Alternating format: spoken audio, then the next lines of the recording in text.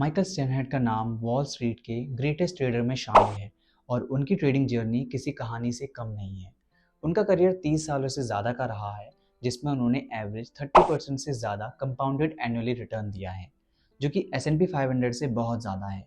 लेकिन उनकी सफलता का राज सिर्फ इन नंबर में नहीं छुपा, बल्कि उनके ट्रेडिंग माइंडसेट, रिस्क मैनेजमेंट और डिसिप्लिन स्ट्रेटजीज में है।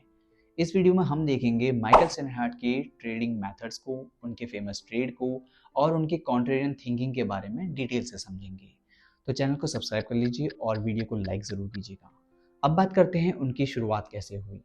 माइकल की ट्रेडिंग की जर्नी की शुरुआत बहुत छोटी उम्र में शुरू हो गई थी।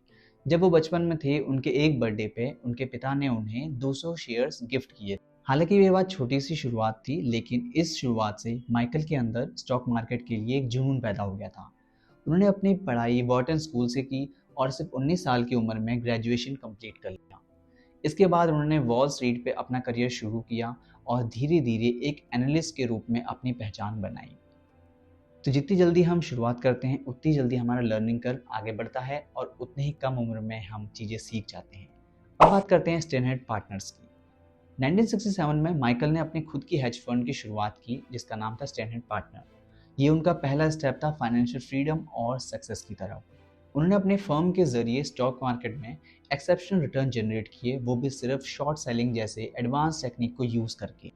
उन्होंने इस पीरियड में मल्टीपल मार्केट सेगमेंट में ट्रेड किया, जिसमें स्टॉक्स, बॉन्ड, करेंसीज, कमोडिटीज ये सब शामिल थे। अगर आप सोचो कि 1967 में अगर आपने $1000 उनकी कंपनी में इन्वेस्ट किए होते, तो 1988 तक वो हो जाते $93,000। जबकि अगर सेम $1000 आप S&P 500 में लगाए होते, तो आपके बनते सिर्फ $6400।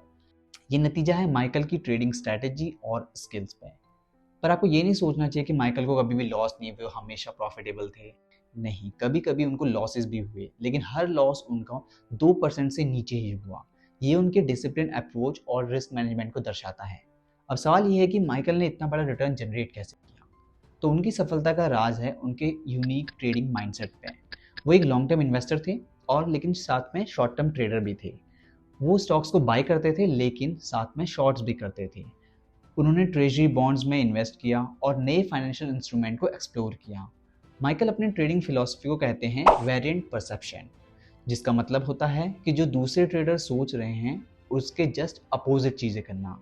ये कॉन्ट्रेरियन अप्रोच भी कहते हैं, जो कि वॉरेन बफेट मानते हैं जब वो कहते हैं कि be fearful when people are greedy and be greedy when people are fearful. उनकी फर्म ने अपने शुरुआती सालों में इन्वेस्टर को शानदार रिटर्न दिए।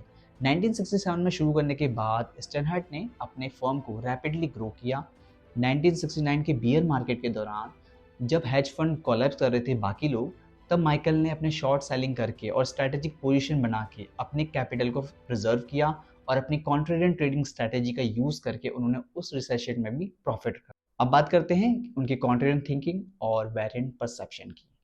तो माइकल स्टेनहार्ट का जो सक्सेस है, उनका जो सबसे मेजर पिलर है वो है कॉन्ट्रेरियन अप्रोच, जो उनकी वेरिएंट परसेप्शन फिलॉसफी का एक हिस्सा है। वेरिएंट परसेप्शन का मतलब होता है जब सब लोग, सब रिटेल इन्वेस्टर, जितने भी इन्वेस्टर हैं, ट्रेडर हैं, वो एक तरफ से सोच रहे हों कि अब मार्केट बुलिश होगी, तो जस्ट आपको उसके अपोजिट करना होता है, तभी प्रॉफिट मैक्सिमाइज होते हैं। उनका मानना है कि अगर आप बाकी लोगों की भीड़ से अलग जाके डिसीजन लेते हैं, तो मार्केट में एक्सेप्शनल रिटर्न कमा सकते हैं। एवरेज रिटर्न नहीं, एक्सेप्शनल रिटर्न। अगर आपको एक्सेप्शनल रिटर्न लेते हैं तो आपको यही करना पड़ेगा। एक एग्जांपल लेते हैं, जब 1969 के टाइम मार्केट क्रैश कर रही थी, तो माइकल ने मार्केट के डाउन ट्रेंड को एंटिसिपेट कर लिया और इसके लिए उन्होंने पहले से ही शॉर्ट सेलिंग की पोजीशन बना ली। जहां कई हेज फंड जो है वो लॉसेस फेस कर रहे थे, स्टेनहार्ट ने अपने रिस्क को हेज किया और प्रॉफिट्स बनाए। अब बात करते हैं सबसे इंपॉर्टेंट चीज़ की, वो है ब्लॉक ट्रेडिंग, जो कि है माइकल की एक्सपर्टीज। माइकल को the king of block trading भी कहा जाता है, क्योंकि उन्होंने लार्ज स्केल ट्रेड्स को सक्सेसफुली एग्जीक्यूट करना सीखा, जिसे कहते हैं ब्लॉक ट्रेडिंग। ये एक टेक्निक होती है जिसमें लार्ज क्वांटिटीज ऑफ स्टॉक्स को एक बार में बाय या सेल किया जाता है, जो कि काफ़ी रिस्की होता है क्योंकि प्राइस मूव कर जाता है। लेकिन माइकल ने अपने ट्रेडिंग स्किल्स के जरिए इन ट्रेड्स को अच्छे से हैंडल करना सीख लिया। उनका स्ट्रेटेजी होता था कि बड़े बड़े ट्रेड्स को स्ट्रेटेजिकली एंटर करना और एग्जिट करें, ताकि मार्केट के प्राइस को बिना इन्फ्लुएंस के हुए। आपने देखा होगा ना, कभी कभी वॉल्यूम ज़्यादा होता है, कैंडल छोटी होती है, वो यही होता है। उनका एक फेमस ब्लॉक ट्रेड था जब यूएस ट्रेजरी बॉन्ड्स के थ्रू उन्होंने प्रॉफिट कमाया। जब सब इन्वेस्टर इक्विटी मार्केट में थे तो उन्होंने नया मार्केट को एक्सप्लोर किया जो कि बॉन्ड मार्केट थी, उस पर फोकस किया और उसमें ज़्यादा प्रॉफिट कमाया। यह है स्टेप नंबर दूसरा सक्सेसफुल ट्रेडर के लिए कि आपको हमेशा नए नए मार्केट को एक्सप्लोर करना होता है। अब बात करते हैं रिस्क मैनेजमेंट की और डिसिप्लिन की। माइकल स्टैनहेड का मानना था कि ट्रेडिंग में गलतियां होना इनएविटेबल है, गलतियां सबसे होंगी, लेकिन सफल होने का राज यही है कि आप अपने लॉसेस को कंट्रोल में कैसे करते हैं। उनका एक फेमस कोट है कि it's not what you know, it's how you trade. इसका मतलब ये था कि मार्केट के नॉलेज से ज़्यादा ज़रूरी ये है कि आप एग्जीक्यूट कैसे करते हैं और रिस्क मैनेजमेंट कैसे फॉलो करते हैं। माइकल कभी भी अपने लॉसेस को 2% से ज़्यादा नहीं होने देते। उन्होंने हमेशा कैलकुलेटेड रिस्क लिया और जब कभी मार्केट उनके अगेंस्ट गया तो उन्होंने अपने पोजीशन को हेज कर लिया या फिर लॉसेस बुक कर लिए। ये डिसिप्लिन अप्रोच उन्हें मार्केट के अनप्रेडिक्टेबल नेचर के अगेंस्ट प्रोटेक्ट करता था। माइकल का रिस्क मैनेजमेंट का मंत्र था कि आपको अपने लॉसेस को स्मॉल रखना है और प्रॉफिट को बढ़ते रहने देना चाहिए। अब बात करते हैं उनके एक फेमस ट्रेड की। माइकल के बहुत सारे फेमस ट्रेड हैं, लेकिन एक ज़बरदस्त एग्जांपल है जेनटेक का। जब मेजॉरिटी ऑफ ट्रेडर जेनटेक कंपनी को लेके बुलिश थे तो माइकल ने कॉन्ट्रेरियन व्यू अपनाते हुए इस स्टॉक को शॉर्ट कर दिया। जेनटेक का एक डायरेक्ट मार्केट में बहुत पॉपुलर था और इन्वेस्टर इसके ऊपर जाने के लिए बहुत बुलिश कर रहे थे, लेकिन माइकल ने जब एनालाइज किया तो उन्होंने पाया कि इसका सिर्फ एक ही ड्रग पॉपुलर है और कंपनी के फंडामेंटल इतने स्ट्रॉन्ग नहीं है जितना मार्केट उसे समझ रहा था। उन्होंने देखा कि मार्केट के इंथुजिज्म के बावजूद कंपनी का जो फ्यूचर उतना ब्राइट नहीं है जितना बताया जा रहा है। स्टॉक शुरू में $65 पर था और माइकल ने शॉर्ट कर दिया। माइकल को कुछ लॉसेस भी दिखा, लेकिन उन्होंने एनालिसिस कर रखा था, इसलिए उन्होंने उसे होल्ड किया और अपनी शॉर्ट पोजीशन को एग्जिट नहीं किया। उनका बिलीव था कि स्टॉक तो नीचे जाएगा ही, और धीरे धीरे वो स्टॉक गिर के $15 आ गया और तब उन्होंने अपनी पोजीशन को एग्जिट किया और बहुत ज़्यादा प्रॉफिट कमाया। वो तब तक एग्जिट नहीं करते जब तक उनका जो व्यू जो है वो कम्प्लीटली चेंज ना हो जाए। ये ट्रेड माइकल के कॉन्ट्रेरियन माइंडसेट का एक क्लासिक एग्जाम्पल है, जिसमें उन्होंने मार्केट के पॉपुलर सेंटिमेंट के अगेंस्ट जाके ट्रेड लिया और प्रॉफिट भी कमाया। अब बात करते हैं उनके ट्रेजरी बॉन्ड और इकोनॉमिक इनसाइट की नॉलेज के बारे में।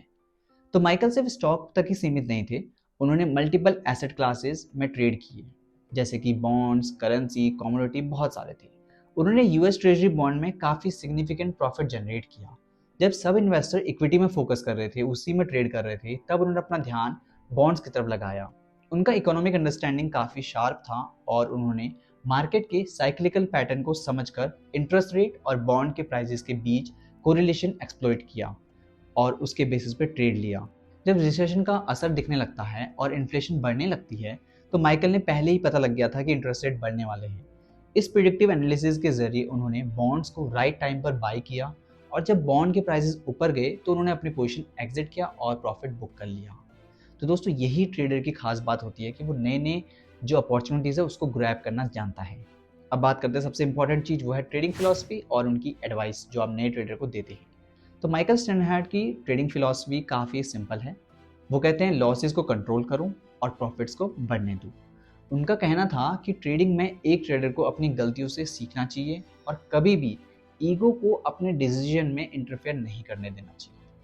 गलतियों को जल्दी एक्सेप्ट करके आप अपने लॉसेस को मिनिमाइज कर सकते हैं, जो कि एक सक्सेसफुल ट्रेडर बनने के लिए बहुत ही ज़्यादा ज़रूरी है। उन्होंने हमेशा ट्रेडर को यही एडवाइस दी कि मार्केट में हमेशा रियलिस्टिक एक्सपेक्टेशन रखें। ऐसा नहीं कि मैं एक दिन $1000 लेके आया और सोचूं कि 1000 का मैं 10,000 कर लूँगा एक महीने में या फिर एक दिन में। ट्रेडिंग सिर्फ नंबर का गेम नहीं है, बल्कि एक मेंटल गेम है जिसमें इमोशनल कंट्रोल और डिसिप्लिन काफ़ी ज़रूरी होता है। माइकल ने कहा है कि एक अच्छा ट्रेडर वही होता है जो कॉन्फिडेंस और ह्यूमिलिटी का बैलेंस बना के रखे।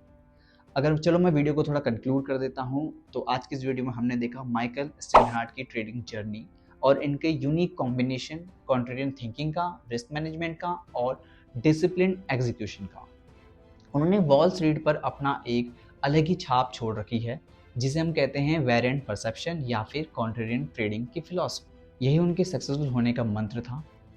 अगर चाहे उन्होंने स्टॉक्स ट्रेड किए हों, बॉन्ड्स ट्रेड किए हों, कमोडिटी, करेंसी, जो भी उन्होंने किया, जो भी स्ट्रैटेजीज फॉलो किया, उन्होंने कभी भी अपने लॉसेस को 2% से ज़्यादा होने नहीं दिया। ये बताता है कि उनका रिस्क मैनेजमेंट कितना डिसिप्लिन था। माइकल का ये मानना था कि मार्केट एक पजल की तरह है और एक ट्रेडर का काम होता है कि उस पजल को सॉल्व करना बाकी लोगों से पहले। अगर आप मार्केट के पॉपुलर सेंटिमेंट के अगेंस्ट सोच के अपने ट्रेड्स को एग्जीक्यूट करते हैं, वो भी एनालाइज करके, ऐसा नहीं कि बिना एनालिसिस करके कुछ भी किए जा रहे हैं, ऐसा नहीं, तब आप उसमें एक्सेप्शनल रिटर्न जनरेट कर सकते हैं। माइकल स्टैनहार्ट की स्टोरी एक इंस्पिरेशन है जो कि सब ट्रेडर को सीखना चाहिए उनसे। क्या सीखना चाहिए? आपको सिर्फ 3 चीज़ें सीखनी है। एक, कि अपनी स्ट्रैटेजीज़ को फॉलो करो। दूसरा, आपको हमेशा रिस्क कंट्रोल करना है। आपको जैसे उन्होंने 2% से ज़्यादा कभी लॉस नहीं किया, उसी तरह आपको भी अपना रिस्क मैनेज करके चलना है। तीसरा, अपनी स्ट्रैटेजी पे भरोसा रखना है। और जो अगर आपका एनालिसिस कहता है कि ये व्यू मार्केट में अगर सब बुलिश हैं और आपका एनालिसिस कहता है कि बियरिश है, तो अपने एनालिसिस पे भरोसा रखो और उसी के साथ ट्रेड करो। तो दोस्तों, इस चैनल में आपको ऐसे ही वीडियोस मिलती रहेंगी ट्रेडर के बारे में, केस स्टडीज़ के बारे में, जो आपकी लाइफ को और आपकी ट्रेडिंग को बहुत सुधारेंगी। तो चैनल को सब्सक्राइब ज़रूर कीजिएगा और सपोर्ट ज़रूर कीजिए ताकि हमें पता लगे कि आपको वीडियो कैसी लग रही है।